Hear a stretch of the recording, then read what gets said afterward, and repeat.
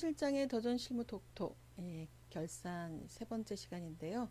자, 이번에는 자동전표 처리했던 신용카드와 통장에 대해서 다시 한번 정리를 해보려고 합니다.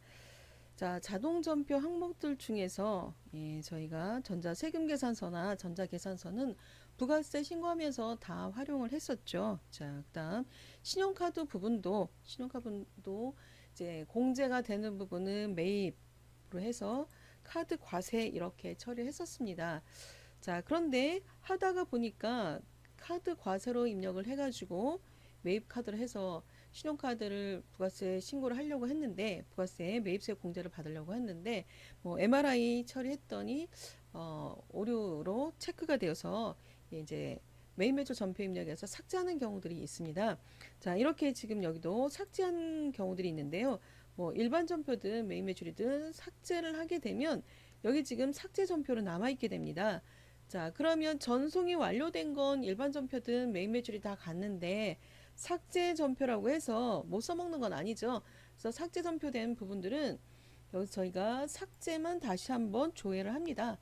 삭제 전표라고 조회를 하신 다음에 삭제된 것만 찾아서 자, 요 내역을 다시 한번 부가세는 끝났으니까 일반 전표밖에 안 되겠죠. 그래서 여기를 삭제 전표를 1번 전송 가능으로 바꿔주시고 다시 한번 전표 전송 눌러서 거래 내역을 분계를 일반 전표에 보내주시면 되겠습니다. 자, 그럼 이렇게 해서 신용카드 부분에서 자동전표 처리됐던 부분들에서 빠짐없이 다 전송이 되었는지 이렇게 보실 수가 있겠죠. 자, 그러면 이제 신용카드는 그래도 저희가 기중에 많이 해놨을 겁니다.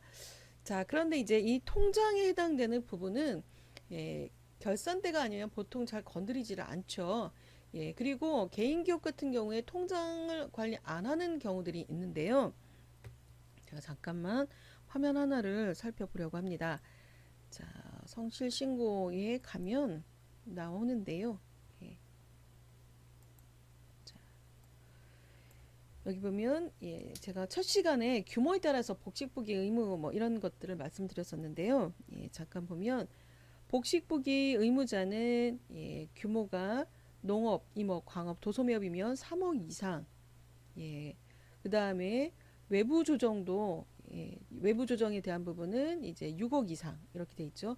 성실 신고는 도소매업인 경우는 15억 이상 이런 식으로 되어 있습니다. 자, 그런데 여기 보면 사업용 계좌 개설 의무에 해당되는 집단이 있습니다. 뭐냐면 사업용 계좌를 개설하고 반드시 개설하고 그리고 나서 이 개설했다라고 하는 건 사업용 계좌가 홈택스에 등록이 되어 있어야 된다라고 하는 것이죠. 홈택스에 등록이 안 되어 있으면 안 되어 있기 때문에 사업용 계좌를 개설했다라고 하는 의무를 지켰다고 볼 수가 없죠. 그래서 사업용 계좌 개설 의무에 해당되는 규모가 마찬가지로 도소매업인 경우에는 3억 이상에 해당됩니다. 근데 직전 연도 기간에 해당되는 매출액을 기준으로 해서 올해가 아니고 성실은 올해 건데요. 사업용 계좌 개설 의무에 해당되는 규모는 직전 연도에 복식부기 의무자에 해당되는 부분들이 다 사업용 계좌 개설 의무를 갖고 있습니다. 그래서 계좌 개설을 했고 그렇다면 당연히 보통예금이 관리가 되어 있어야 되겠죠. 그런 경우들은 저희가 통장에 대한 관리를 하고 있는데요. 이 규모를 벗어난 뭐 간편이나 이런 경우들은 굳이 안 하는 경우들이 많다라는 것이죠. 자, 그리고 홈택스에 가면 홈택스에 다시 한번 제가 로그인을 해보겠습니다.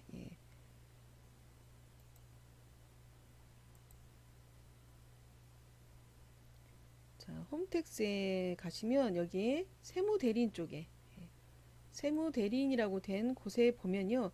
여기에 사업용 계좌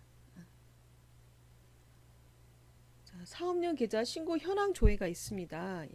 세무대리인으로 로그인을 하고 들어가시면 사업용 계좌 신고 현황 조회라고 되어 있는 게 있기 때문에 사업용 계좌 신고된 것 또는 바뀌었는지 그 다음에 규모에 해당이 되는데 등록이 안 되어 있으면 반드시 등록을 하시도록 이렇게 해가지고 유도를 해서 등록시켜주고, 그 다음에 사업용 계좌에 해당되는 부분은 저희가 통장을 관리할 필요가 있다. 예, 이렇게 판단하시면 되겠습니다. 자, 그러면 이제 통장에 대한 관리를 해야 되는데요.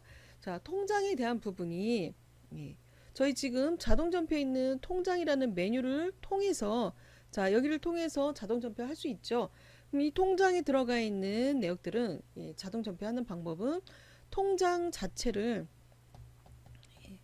아이디, 패스워드 등록해서 자료를 수집하는 방법도 있고요. 예, 수집해서 입력하는 방법도 있고, 그 다음에 또 하나는 엑셀 자료를 올려서, 예, 엑셀 자료를 올려서 그래서 전표를 발생하는 방법도 있죠. 예. 자, 그런데 엑셀조차도 제공이 안 되는 규모들이 있습니다. 예, 보통 엑셀까지는, 예, 기장업체에서 관리해서 주시는데요. 저희 뭐 공인인증서도 관리 안 하고 있고, 그래서 저는 통장밖에 줄 게 없습니다. 그럼 통장을 보고 입력을 해야 되는 상황도 있습니다. 통장을 보고 입력하는 방법. 뭐 최악이죠, 가장. 예. 근데 이제 이 통장을 보고 입력하는 방법이, 이걸 보고 일반 전표에 직접 입력하는 방법도 있고요. 예. 그 다음에 통장 정리하는 메뉴, 예, 보통 예금, 잔액 정리하는 메뉴가 있어서, 자, 이 메뉴를 이용할 수도 있습니다. 그래서 보통 예금 잔액 정리하는 메뉴를 좀 활용을 하시면 아무래도, 예, 직접 입력하는 것보다는 조금 더 수월하게 입력하실 수는 있습니다. 자, 통장 입력하는 방법 다시 보겠습니다. 아이디 패스워드를 통해서 자료를 수집해서 직접, 예, 수집한 자료 갖고 통장 붕괴를 자동으로 발생하는 방법도 있고요. 그다음에 엑셀 자료를 올려서 전표를 발생하는 방법도 있고, 전표를 전송하는 거죠. 그다음에 통장을 보고 입력해야 되는데, 이런 경우에 일반 전표 입력에 직접 입력할 수도 있지만, 예, 보통 예금 잔액 정리하는 메뉴를 통해서 할 수도 있다라는 것이죠. 그럼 한번 짚어보겠습니다. 자, 통장 첫 번째는, 예, 이 통장을 갈 때 아이디 패스워드를 넣고 자료 수집하는 방법은, 예, 자동 전표에 보면 기초 정보 등록 안에, 예, 여기 안에, 자, 여기에 우측에 통장 계좌 등록하는 곳이 있습니다. 그럼 여기에다가, 예, 통장 계좌번호, 그 다음에 아이디 비밀번호 넣고, 여기에 인증이 성공되면, 예, 인증 성공되면 등록되어 있는 게 있기 때문에 은행 정보를 수집을 할 수가 있다라는 것이죠. 자, 이렇게 해서 입력하는 방법인데, 자, 이렇게 되어 있다 하더라도 저희가 뭘 해야 되냐면, 이렇게 세팅은 해놓고 자료 수집 및 자동 붕괴를 통해서, 예, 여기에 은행에 대한 부분, 은행별 수집 기간 해가지고 나와 있는데요.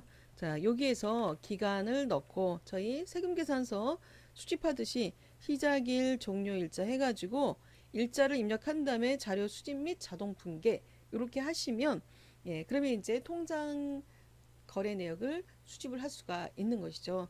자, 이렇게 하는 방법이 어떻게 보면 쉬운 방법이긴 한데요. 수집이 가장 쉬운 방법이긴 한데, 이것도 업체에서 협조가 돼야 되는 방법이고요. 자, 그렇게 갖고 왔을 때 통장 입력의 자료 구분에 가시면 은행에서, 예, 은행을, 예, 체크를 하시고 자료를 수집을 했다라고 해서 조회를 하시고 붕괴하시면 되는데요. 자, 그렇지 않은 경우에는 엑셀 자료를 올려서 할 수가 있죠.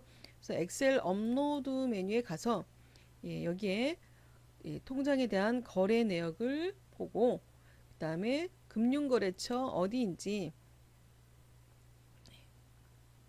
금융거래처 세팅을 해주시고, 예, 그래서 엑셀 파일로 가지고 오는 경우에 엑셀 파일이, 예, 처음에는 폴더 찾기에서 일단 경로를 지정을 하시고, 그러면 경로 지정이 되면 엑셀 파일이 조회가 되죠. 자, 그 다음에 엑셀 파일에 내역이 조회가 되면 금융거래처, 우리가 지금 거래처 등록되어 있는 금융거래처를 지정을 합니다. 입력을 한다라는 것이죠. 그리고 나서 통장 내역 생성을 하시면 자동 붕괴를, 예, 할 수 있는 준비가 되는 것이죠. 그러면 엑셀로 쭉 내려받은 이러한 자료들이 이제 다시 이 통장 내역 메뉴로 옮겨지게 되는 거죠. 자, 그런데 이게 이제 처음에는 가능으로 되어 있다가요. 한 번 했기 때문에 이제 중복으로 표시가 되어 있는 겁니다. 자, 이렇게 해서 전송이 끝나고 나면 이제 통장 내역 탭으로 와서 와서 통장별로 엑셀 자료로 내려받은 거래들을 조회를 해서 자, 여기서 차대변 완성한 다음에 완성한 다음에 여기 전송 가능으로 바뀌면 이제 클릭을 해서 전표 전송 눌러서 보내주시면 일반 전표 입력에 들어가죠. 전송이 완료가 되면 이제 분기가 다 완성이 됐구나라고 볼 수 있는데요. 저희가 전송할 때 중복 전표들이 있습니다. 중복 전표들은 지금 다른 코드들을 통해서 예를 들어서 체크카드 같은 경우에 많이 그런데요. 자, 체크카드가 신용카드에서 이미 지금 신용카드 자동전표를 통해서 이미 들어가 있습니다. 그런데 체크카드는 통장에서 결제되는 순간에 바로 출금이 되기 때문에 통장에도 바로 또 조회가 됩니다. 그래서 이렇게 체크카드로 쓴 것들은 중복전표라고 표시를 합니다. 그래서 체크카드 된 거는 특히 중복전표된 거는 전송 보내지 말아야죠. 잘못하면 두 번 중복되니까. 그런 경우에 중복이 있고요.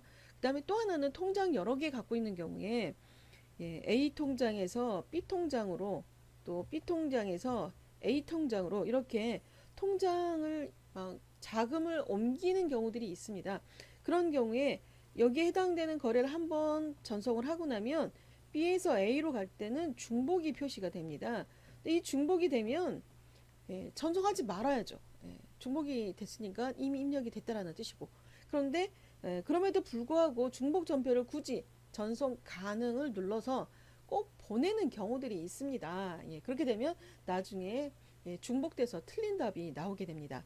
그러니까 이런 경우에도 역시 중복되는 전표는 보내지 않는다. 이렇게 보시면 되겠습니다. 자, 이렇게 해서 통장을 엑셀로 올려서 쓰는 방법들은 법인 때도 많이 썼던 방법들입니다. 자, 그런데 이제 또 하나는 통장을 직접 입력해야 되는 경우도 있다라고 했었죠.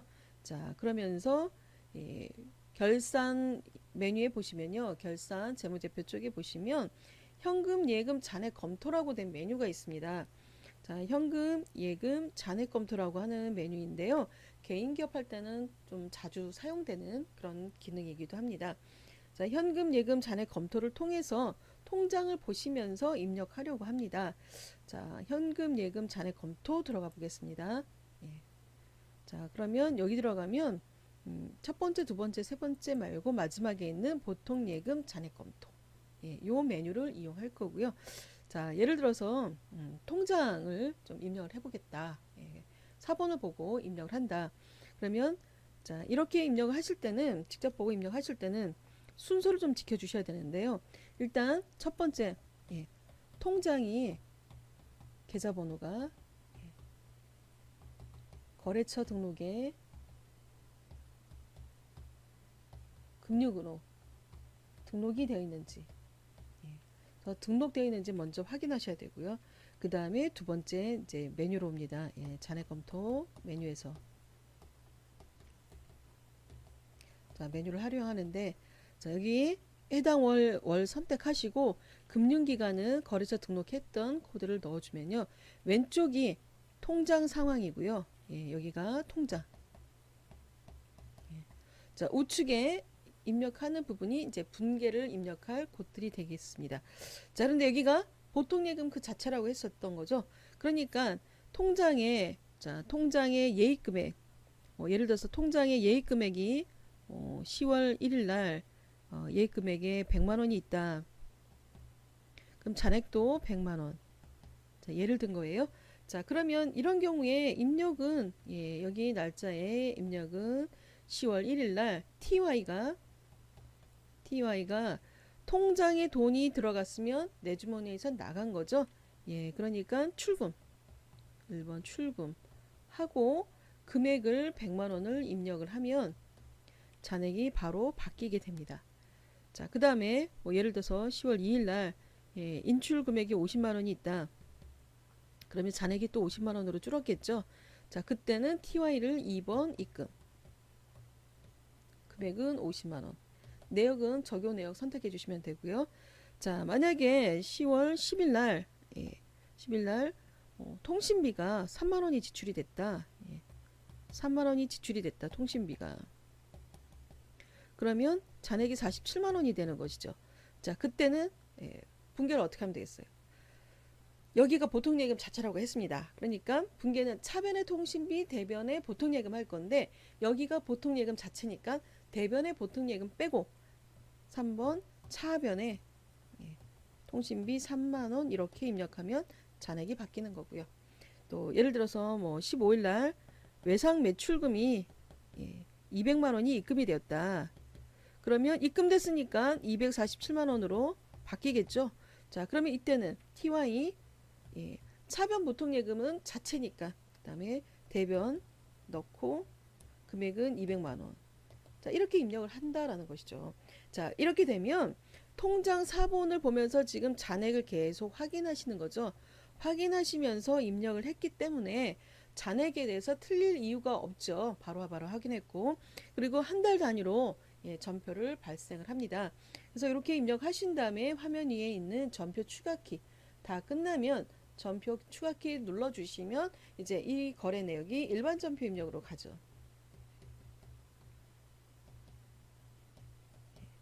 그러면 자동 분계를 하신 거죠. 이렇게 해서 통장에 대한 거래 내역을 입력시킬 수 있다라는 것이고요. 자, 이렇게 해서 통장에 대한 내용, 이 상황에 따라서 메뉴를 선택해서 입력할 수 있다라고 하는 건데, 자, 이렇게 하시면서 통장은 주로 채권 채무가 들어오는 곳입니다. 그러니까 통장에 돈이 들어오거나 나간다라고 하는 건 뭐 통신비가 자동이체 될 수도 있는 것이지만 외상 매출금이 입금되고 외상 매입금이 지급되는 이런 거래들이죠. 주로 채권 채무가 왔다 갔다 하는 경우들이 있기 때문에 저희가 수시로 거래처 원장 그래서 외상 매출금에 대한 거래 내역 확인해야 되고 또 외상 매입금에 대한 확인 또는 미수금에 대한 확인 이렇게 해서 거래처별로 저희가 내역을 확인하면서 거래처 원장에 대한 관리도 같이 해야 된다라는 것이죠. 그러니까 통장을 입력한다라고 해서 통장에 있는 입금 출금에 대한 것만 들어가는 것이 아니라 이거 하면서 반드시 채권 채무 거래처별 원장 관리를 해야 된다라는 것이죠. 자, 그럼 이제 거래처 원장으로 들어왔는데요. 거래처 원장에 들어왔을 때는 일단 첫 번째가 잔액 리스트, 외상 매출금에 대한 잔액 리스트, 외상 매입금에 대한 잔액 리스트 먼저 리스트별로 쭉 뽑아서 거래처랑 확인하시고 그 다음에 두 번째는 이 거래 내역들 중에서 마이너스 난 건 없는지 그래서 마이너스 난 게 있으면 왜 마이너스가 났는지 그래서 거래 내역을 다시 한번 확인해 보시는데요. 발생은 없고 회수만 있다. 자, 이런 경우들이 주로 마이너스가 날 수가 있는 거죠. 그러면 발생이 왜 없는지, 회수가 왜 더 많은지, 또는 발생을 거래처 코드를 잘못 걸은 건 없는지 이런 것들을 다시 한번 확인하시고 수정을 해주시면 되겠습니다. 그래서 채권 채무에 대한 내역을 관리하는 게 통장과 같이 주로 하기 때문에 시간이 많이 걸리면서 또 굉장히 꼼꼼하게 체크해야 될 부분이기도 합니다. 자, 그럼 여기서는 시스템적으로 보면 같은 거래처가 둘, 셋 등록된 경우도 있거든요. 그래서 이제 마우스 우측 눌러가지고 정렬을 해보시면 눌러보시면 거래처 순 이렇게 보실 수 있습니다. 상호명 순으로 볼 수가 있다라고 하는 거죠. 그러면 상호명이 비슷한데 같은 곳이 두 곳으로 잘못된 건 없나 이런 것도 좀 보셔야 되고요.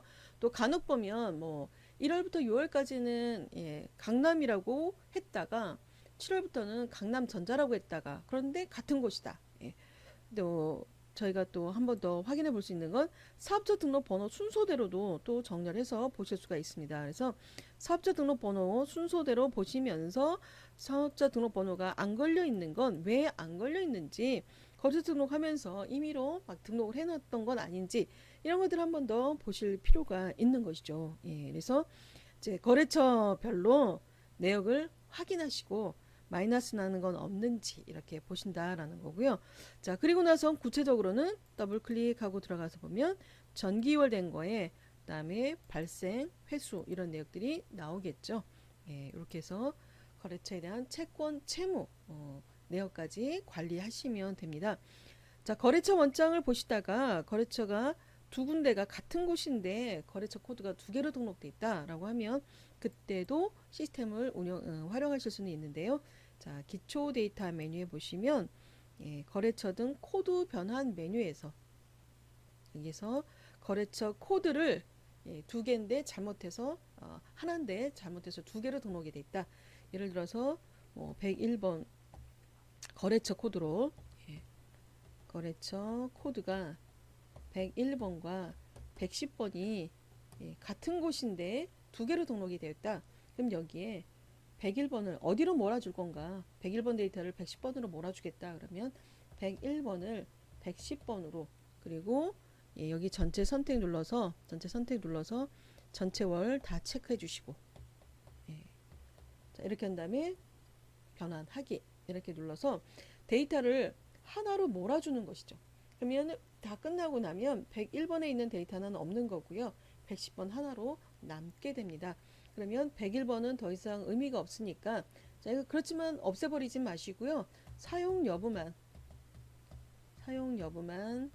부로 바꿔놓으시고 미사용 미사용으로 바꿔놓으시고 그 다음에 110번만 사용할 수 있도록 이렇게 하시면 되겠습니다.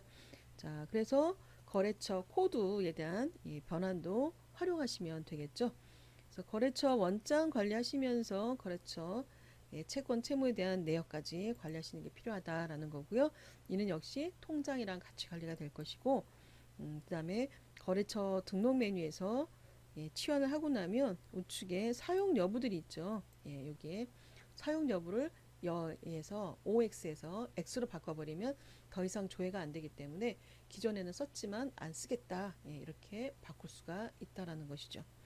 자, 이렇게 해서 이제 자동 점표와 그 다음에 관련된 정리를 해보았습니다.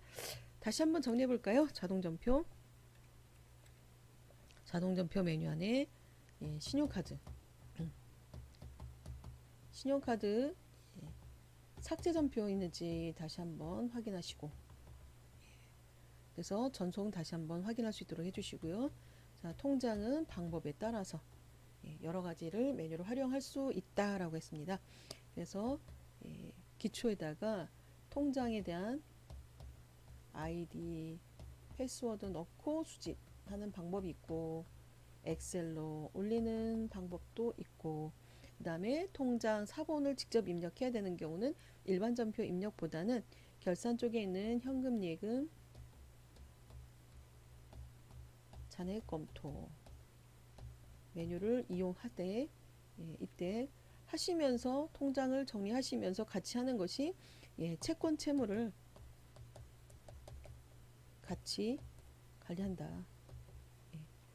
채권 채무 잔액을 같이 관리하실 수 있도록 하시면서 거래처별 데이터가 안 맞는 경우에 거래처가 둘셋 잘못 등록된 경우에는 거래처 코드 변환을 이용할 수 있다. 이렇게 해서 거래처에 대한 데이터까지 정리하시면 되겠습니다. 자, 그러면 예금에 대한 부분과 채권 채무 정리했고요. 저희 이제 다음 시간에는 저희가 자진 신고했던 부가세 신고서, 원천징수에 대한 신고서 해가지고 신고서에 대해서 정리 한번 해보도록 하겠습니다. 수고하셨습니다.